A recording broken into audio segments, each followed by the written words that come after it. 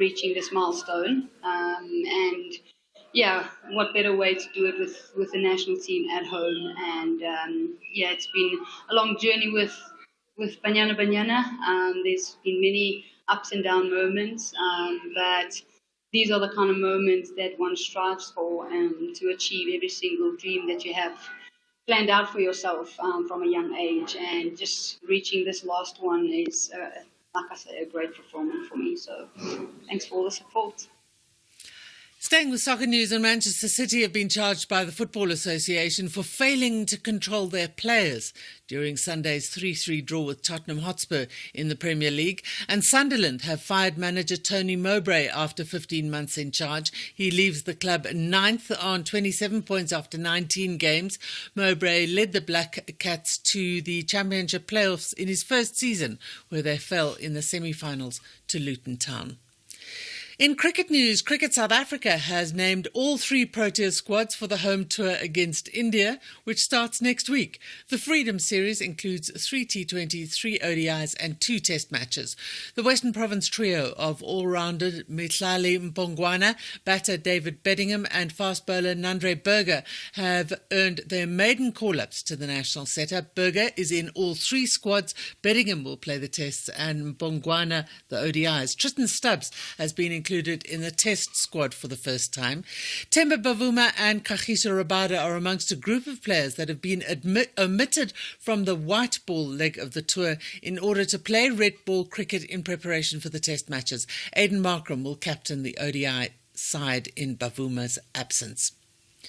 Charles Leclerc has signed a 5-year extension with Ferrari that puts him under contract with the team through the 2029 season. His current contract had been set to expire at the end of next year. The extension includes an annual increase of more than $27 million and then $54 million in the final year. Nice work if you can get it. The agreement also includes performance-related exit clauses that could enable Leclerc to negotiate an exit after 2027 if he's not satisfied with the Scuderia's performance in Formula One.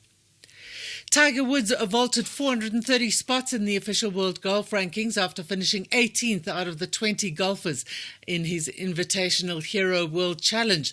World number 1 Scotty Scheffler won that tournament. Woods was playing in his first events since the Masters in April and climbed to 898 in the world rankings, but he surprised many with his solid play and is hoping to play a tournament a month next year.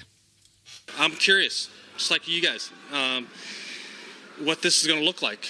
I haven't done it in a while. I haven't done it with my ankle the way it is now, and I was excited to each and every day to kind of get through it and kind of start piecing rounds together again. I mean, I haven't done this in a long time, so it was fun to feel that again. And every day I got faster into the round. And that is it from me for this morning. As always, please do stay safe. Thank you, Janet. That brings the time now to 5:30. It's time for your news headlines with Normalizo. Thank you, Elvis. And in the headlines, some political parties in Parliament say the IEC should now proceed with its preparations for next year's national elections. This after the Constitutional Court dismissed the application of the Independent Candidates Association to have the Electoral Amendment Act declared unconstitutional. In other news, the ANC says it approached the Constitutional Court, which suspended an earlier order to have its assets attached. This after what it terms a spectacle that the sheriff of the court caused when it sought to attach the party's assets. Yesterday morning, the deputy sheriff went to Lutuli House in Johannesburg to effect a court order. And Israel has denied a World Health Organization's allegation that it has given the UN agency 24 hours in which to remove medical supplies from southern Gaza.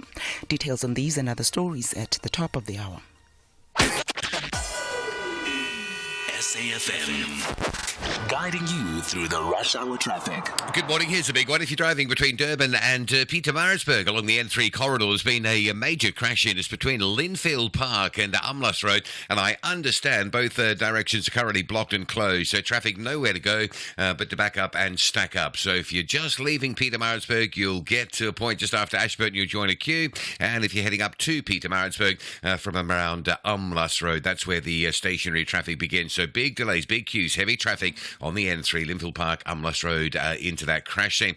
Just staying in that region, don't forget overnight the O103 is closed between Ashburton and Polly Short, so it was like that last week. It'll extend through this week as well. The road closure from 8 p.m. until 5 a.m. So if you travel overnight just south of Pietermaritzburg on the R103, you won't be able to get through and you'll be taken off and rerouted up the N3 corridor. And some blasting today down in the Eastern Cape. The N2 will be closed between Makanda and Fish River Pass. That'll be a 3-hour closure today from 4 p.m. until 5 p.m. for blasting. And what happens today will repeat again on Thursday with a subsequent closure later in the week. With your traffic update for SABC News, I'm Rob Byrne. Economic news on SAFM. Facts and figures you can count on. The rand is trading at 18 Rand 82 to the dollar, 23 Rand 76 to the pound sterling, and 20 Rand 39 to the euro. The euro is trading at $1.08 and the dollar is at 146 yen 17. In Brazil, $1 is trading at 4 Real 94. In Russia, at 91 rubles 46. In India, at 83 rupees 40. And in China, that very same dollar will change hands at 7 yuan 14. Let's turn to commodities, where gold is trading at $2,035. Platinum at $914 per ounce, while the price of Brent crude oil today is at $78.15 a barrel. First Take SA on SAFM, Monday to Friday, 5 to 6 a.m. What's the question this morning? In a partial victory, the Constitutional Court ruled that independent candidates will no longer be required to collect 15% of the signatures to contest the elections. Instead, 1,000 signatures will now be required if they are to contest and eligible to run in the elections. But the independents failed to convince the Court of their assertion that the 50-50 split of the National Assembly, which only allows independents to contest for 200 seats, while political parties can now contest for 400 seats, devalues the vote of the independent. So what is your assessment of the partial victory, where these independent candidates, whether you might be standing as one, will only require to collect 1,000 people in your area to get their signatures and contest in next year's elections? Let me know what's on your mind. That number, 086 000 2032, the WhatsApp voice note, 082 692 3909. On the WhatsApp line, this one from TG says, the country is under siege from criminals who are from outside the country, and law enforcement agencies are seen as collaborators with these criminals. And Elvis, illegal immigrants are involved in many criminal acts, and the media and the so-called human rights organizations are quiet. Trevor Ngwani must be rejected as a collaborator with people who are against the rule of law, as he did during the Soweto refusal to pay for services, he says. This one coming in from from Ntlantla Zondi from Pietermaritzburg says, Jumbo Africa, Elvis, I think that the courts have become too powerful now for my liking, but this is not their fault. I have to admit, because it's our legislature, our parliamentarians who have long forgone their responsibility of making sound, responsible laws that are on the best interest and the benefit of the Republic. They are failing to do their job, period, he says. And then you're sending us voice notes. If a playing field is not leveled for everybody, especially the contestation of the elections, how does it become fair for everybody? Because in any given situation and given time, when you are supposed to contest, there has to be fairness all around. That's the fairness of life. That's how life is supposed to be. Elvis, this is Pastor Duma Kamtombeni eThekwini eGagasini. Good morning, SAFM listeners. Maeli and the listeners, a very good morning to you. Hey Maeli, I hear that there's this marketing company that is being owed by the ANC for doing those 2019 election posters. I hear that the guards didn't open for those people to take ANC furniture. As if they did that, as we are talking, they would be left with no seats or tables in the Luthuli house. This guy, they don't respect the laws or our courts. That's ANC for you, Peter in Bekesdal. Good morning, Elvis and their team. This is Alex Elvis. Elvis, it's not a surprise that the economy didn't grow during this last quarter. There's no way, Elvis, you can expect the economy to grow with this type of load shedding. Corruption is everywhere. Durban Harbour and Richards Bay Harbour is a mess there, Elvis. Nothing is happening there. Containers, trucks are stuck there by our base. You go N4 along Komati Port Road there. Everything's a mess, Elvis, there. So it was an obvious thing. Who does want to invest in a country with such a mess, Elvis? Thank you. Well, the threshold that was pronounced by the Constitutional Court of 1,000 signatures required by independent candidates is much more reasonable. The onus is up to them now to prove their worth, whether they do have those numbers come 2024 ballot papers. South Africans now have got a wide pool of people to look at on the election day. We hope that South Africans will now vote wisely. Ralph Sultan Dogozo, Etienne, good morning to you, Elvis. Yeah, good morning, my early development in Deep Slot. It shows you exactly that in this country the crime is out of control. Because the people of Deep Slot have been crying about the foreigners for a decade, but no one considering them. And they can't kill the wrong people because they know the people that are terrorizing them. I think it's a good move by the people of Deep Slot. Thank you. Good morning, Elvis. Elvis, this is Eddie Alexander from Nelson Mandela Bay. Elvis, the situation with crime and the vigilantes and groups, it should not happen. There are CPFs that are in your area. It should not happen. But let me put the blame on government and the Minister of Police.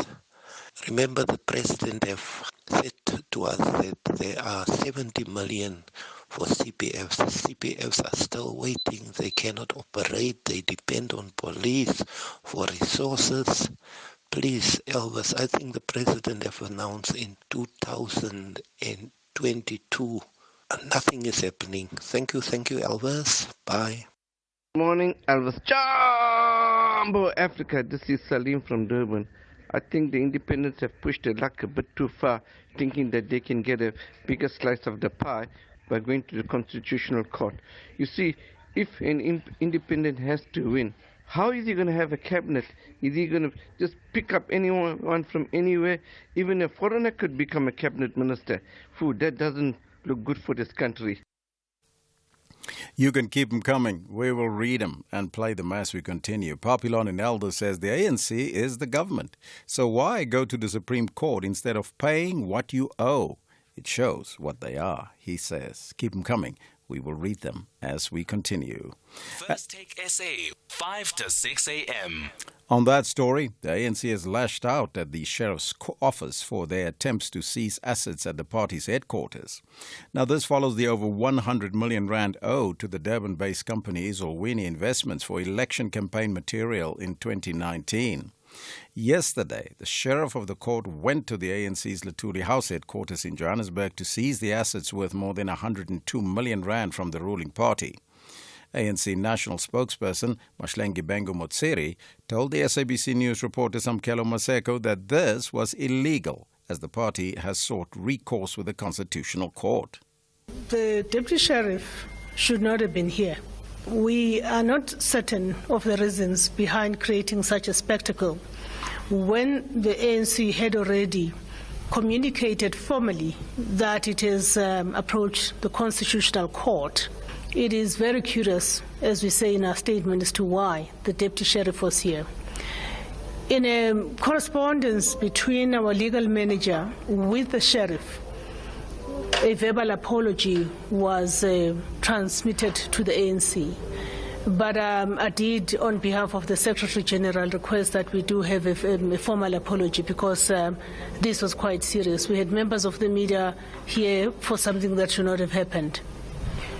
Because if you look at the Superior Courts Act of 2013, is very specific in Section 18 and Section 49 about what you do under circumstances where there's been appeal to a higher court of the land. Why don't you just settle this 150 million debt? I mean, your president is a billionaire. He was caught with money and pala in dollars. Your deputy president is also financially afloat. As you can see, he's got a 37 million rand house in Waterfall. Leaders of the ANC were flaunting Dolce & Gabbana in France in the form of the Secretary General. You've got ANC former leaders who are filthy rich in this country, whom should be chipping in to help you fit this bill. Why are they not?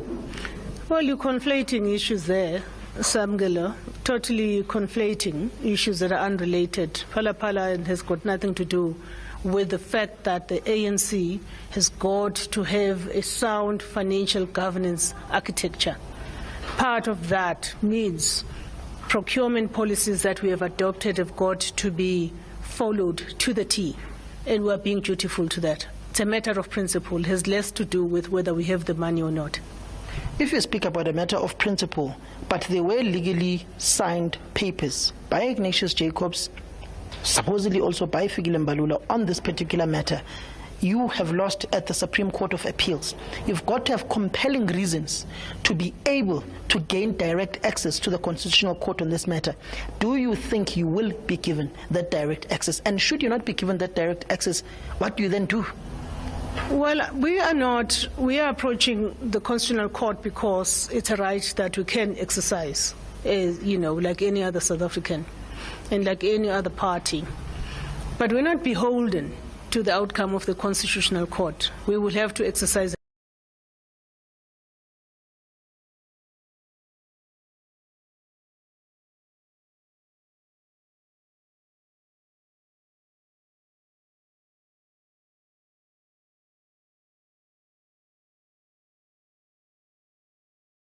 But if you speak about this organization not being liquidated, the last time the ANC had a healthy bank balance was when the late struggle stalwart Bamende Msimang delivered his financial report in the 2007 Polokwane conference. Subsequent to that, 2012, Mangaung, Matthews Posa it was not so good. It was not such a rosy picture, despite them being able to pay salaries from Zweli Mkhize to Paul Mashatile. It was just a downward spiral from there. I can only speak about what I do know, what the ANC is currently doing under the leadership and the stewardship of our Treasurer General, Dr. Gwen Ramogopa. We have actually put out our TG to explain the work that she is doing on behalf of the organization to make sure that there is financial sustainability. We're absolutely satisfied with the work that she is doing, and we believe that a whole lot more is still coming. But when you look and saying that you are financially afloat, just this weekend's papers spoke about an organization that's in the red, that may not have the financial muscle to fight an all-important election where you are at your weakest in history. And I noted that that same publication used statistics or data from the previous financial year. So that's something for you to think about. We can say that, fast forward, some great work has been done. And that is the ANC's national spokesperson, Mahlengi Bengo Motsiri, speaking to our SABC News reporter, Samkelo Maseko. First Take SA on SAFM, Monday to Friday, 5 to 6 a.m. Brings the time now to 5:45. The Gauteng Liquor Traders Association is calling for the rejection of the tobacco bill. The association says the bill will cause great harm to small businesses in the township economy. The bill proposes a total ban on the display of all tobacco products, a ban on vending machines, and a ban on the sale of single cigarettes or loose draws. To further discuss this, we join on the line by Jongikaya Cry, the spokesperson for the Gauteng Liquor Trade Association. A very good morning to you and welcome. Good morning to you and to your listeners. Mr. Cry, what are your major concerns with the proposed bill, and how did the government arrive at the decision for plain packaging of tobacco products? To be honest, we're not sure how they arrived, but we are very familiar with the WHO Framework Convention. We think that is where most of these decisions were taken from. But our concerns are, in the main, are two. The first is economic, and the second one is obviously health related. So the economic part is what really disturbs us as liquor traders. First of all, if you have noticed, when you go around to restaurants, there's this 25% floor space or smoking area. Now, the bill says that there should be a total ban in public smoking, public smoking. So, or indoor smoking. So indoor smoking, public smoking will be a total ban. So our concern is what then is going to happen to the floor space, the 25% floor space that we've already invested in, that our customers are used to. What then becomes a concern is that if that floor space is not being used and utilized, then people are basically going to go out to the public and expose the public to much more smoke because they've already got a designated area for them to smoke. Now, if you're going to completely ban the smoking area, then it becomes a problem. Number two, the bill speaks about standardization and selling of cigarettes in its rightful package. That, in short, means loose straws will no longer be sold, meaning us as liquor traders, we do know when our customers come in, when they buy a single beer, they also buy a single cigarette. So we feel that the tobacco bill will basically drive customers to buy packets of 20s. And our customers are not used to buying packets of 20s. They're just used to buying loose straws. And we feel they're actually smoking less when they're buying loose straws, other than being forced to buy a full packet of 20. Those two are our issues in terms of economics. When we go to issues of health, we feel the bill does not differentiate between combustibles and non-combustibles. The bill just puts everything into one. The bill also seeks to regulate vaping. We have no problem when the bill seeks to regulate vaping, but the issue of regulating vaping, we are seeking the government to look at the issue of the two, combustible and non-combustible. We do know that combustibles, when you light a cigarette, it's just much more harmful. But that harm should not cause a total ban. We feel that according to the framework, WHO framework, where the government basically got the bill from, Article 12, Article 14 speaks to the education and other measures that can be taken with regards to harm reduction. Article 1D says harm reduction measures must be taken, meaning government must introduce harm reduction measures and not go for a complete total ban. Harm reduction measures, what we mean your vapes, your snus, your non-burn, your heat non-burn. So, Mr. Cry, what impact do you feel this bill, as it stands, will have on the township economy and the proliferation of illegal tobacco? The proliferation of illicit tobacco. You see, anything that is banned automatically pushes the illicit trade up. If you go back to 2020 during the COVID era, there was a complete rise of illicit cigarettes. So if you are going to be banning smoking indoors, standardization of all cigarette packets, we feel that will just drive up the illicit trade. Two, what was your second question, if I may ask again? Well, so unfortunately we're out of time, Mr. Cry, but thank you so much for your time. That was Jongikaya Cry, the spokesperson for the Gauteng Liquor Traders Association. We've got to leave it there, unfortunately, due to time constraints. So Sharon officing was telling me the way drip is so expensive these days. She's now waiting for her old clothes to come back into fashion.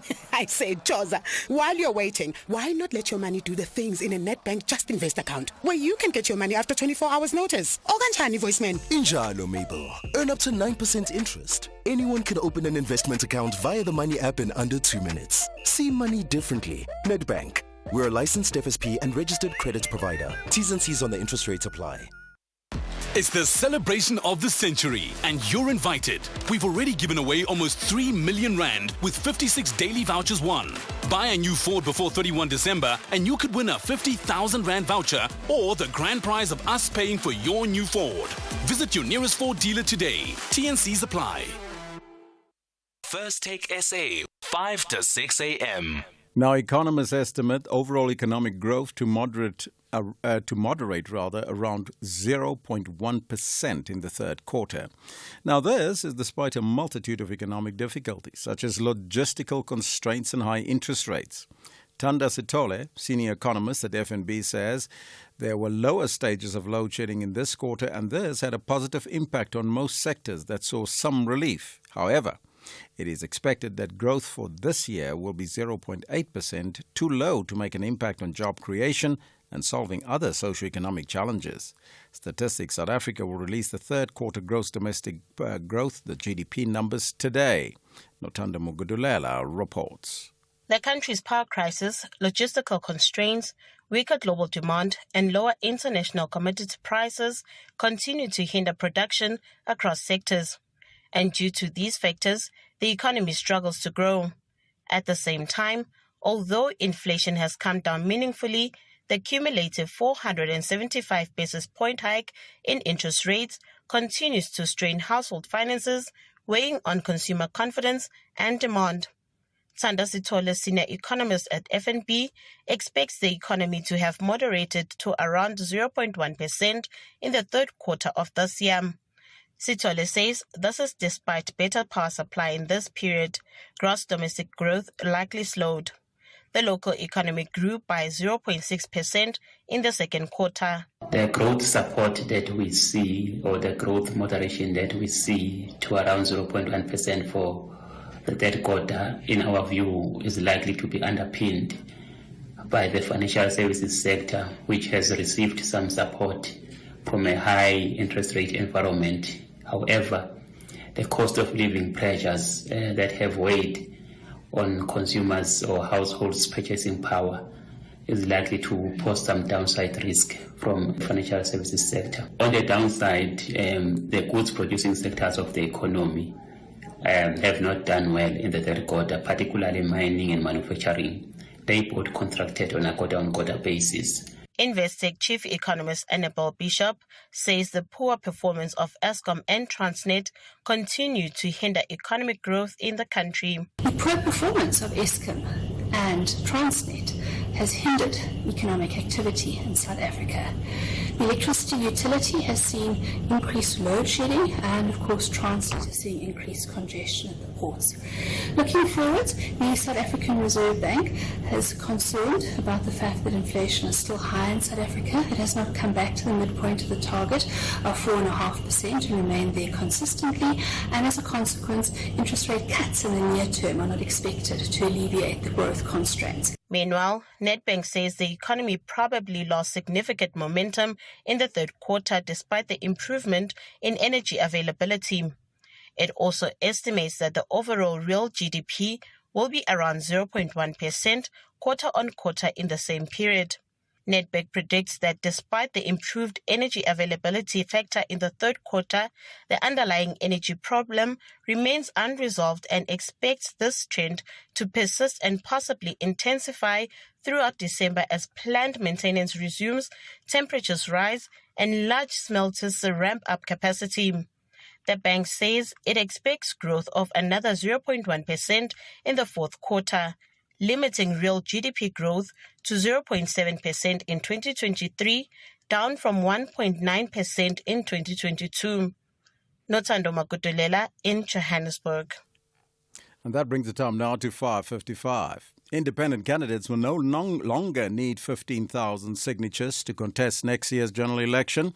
The Constitutional Court found the signature quota to contest the elections unconstitutional, ruling that 1,000 signatures were sufficient. But the Independent Candidates Association failed to convince the Apex Court that the 200-200 split in the Electoral Amendment Act, which governs the threshold for seats in the National Assembly and provincial legislatures, is unconstitutional. For more on this, we're joined on the line by Dr. Michael Louis, chairperson of One South Africa Movement, OSA. A very good morning to you, Doctor, and welcome. Good morning, Elvis. Good to be with you. Now, it's a partial victory, but what is your reaction and overall assessment of the constitutional judgment? Well, as you might know, Elvis, the new Electoral Act is so complicated, and and I think the big thing is, obviously, we accept the judgment of the Apex Court, because the Apex Court, we believe, applied their mind But, like all these things, you don't always agree with the interpretation, and that remains the case because the facts are that a independent candidate will need approximately 90,000 votes to get a seat in Parliament, while a political party will only need 45,000 votes. And the reason for that is, and why we had this application, is because the independent candidates can't qualify to participate in the 200 proportional representation seat. Mm-hmm. Compensatory seat. So you're still of the view that the act is still unconstitutional? Well, I mean, the big thing is we accept the judgment of the court because they found that the Parliament passed the rationality test, and that the rationality test is that Parliament makes the laws, and the judiciary can't interfere with that. So we have to accept that, because I know they have applied their minds. The problem that I've got as the chairman of the Independent Candidates Association, how do I stop my independent candidates now from forming civil society organizations or forming part of or joining political parties? Because why must they get double the votes of political parties? And in your view, is the IEC, in your opinion, ready to host the elections next year with the inclusion of all these independent candidates that might come on board? No, I've got no doubt about that, Elvis. The IEC is a competent body.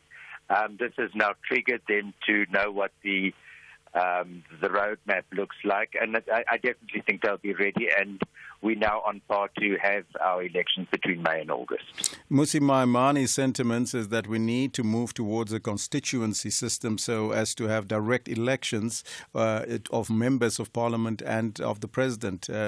Do you agree?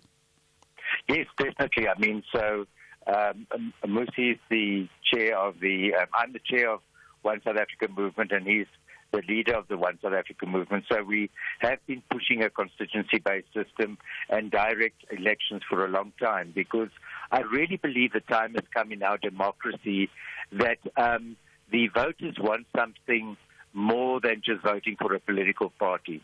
They want a face and a name, somebody that they can identify with. And I think that's the thing about a more vibrant, growing democracy, that we need to be with the wave of the times. And people are wanting to know who their leaders are. And so we will always be promoting more a direct election. Thank you so much for your time. Dr. Michael Louis, he's the chairperson of the One South Africa Movement, OSA. So you can let me know what's on your mind. Like this one on the Facebook page, just briefly, coming in from Peter Mokwena, says, what are the political parties afraid of when they see this court ruling as a victory for them, and urging the IEC to now prepare for the upcoming elections? So they are happy to contest in the election where the playing field is not level, and they want to come and deem the elections free and fair? A question mark. That's where we got to leave it from the team this morning. Tracy Boomgart, Tizwangana Manashe, and Mishu Shandlale, Marumo Gagana, and our senior producer Ronald Piri, technical producer Mark Prella, executive producer Vutsila Kota. I'm Elvis Presland. We'll see you tomorrow morning, same time, same place. Ciao for now. Arrivederci. Independent and impartial. This is SAFM News. Top stories this hour. Political parties want IEC to proceed with preparations for next year's elections, and Israel denies allegations of removing medical supplies from southern Gaza. Good morning, I'm Nomalizo Mandela. Some political parties in Parliament say the IEC should now proceed with its preparations for next year's national elections. This after the Constitutional Court dismissed the application of the Independent Candidates Association to have the Electoral Amendment Act declared unconstitutional. Yesterday, the court found that the organization failed to make a case for the Act's constitutional invalidity. The association brought the matter before court after alleging that the Act disadvantaged independent candidates, the DA MP Werner Horn and Good MP Brett Heron. Provided the legal clarity needed by the IEC in order for it to finalise its preparations to hold the elections as early as May next year. And the argument that was made that it disadvantages independents in favour of political parties was not proven. The IEC can prepare for the 2024 elections, and the President can now also announce the date of the elections. The ANC says it approached the Constitutional Court to suspend an earlier order to have its assets attached. This after what it terms a spectacle that the sheriff of the court caused when it sought to attach the party's assets. Yesterday morning, the deputy sheriff went to Lutuli House in Johannesburg to effect a court order. It relates to the ANC's failure to pay the over 100 million rand that it owes to a KwaZulu-Natal-based printing company, Ezulwini Investments. The ANC is now demanding an apology from the office of the sheriff of the court. ANC spokesperson Mahlengi Bengu Mutsiri. We were promised that we will get an apology, and we requested an apology in writing, because no sheriff of the court can come and seek to attach assets when you've appealed to the next higher court. And it would seem that between the deputy sheriff and the sheriff, there was some miscommunication. So we want to pursue that. Second, we will pursue the constitutional court route, as we've already done so.